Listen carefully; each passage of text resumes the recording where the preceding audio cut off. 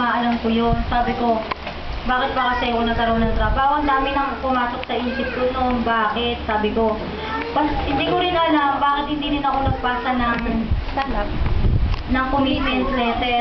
Talaga, pero pinag-isipan ko yun kung magpapasa ako o hindi. Pero talagang sabi ni God, sige, wag muna, sabi.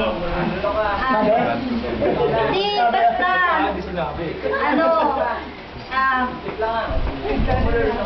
Kuyang Lo, alam ko naman matagal mo na pinapangarap ang maging youth leader. Sige na! Takam na siya ako. Hindi, matagal na niya tinasabi. Sabi gusto na niya maging youth leader.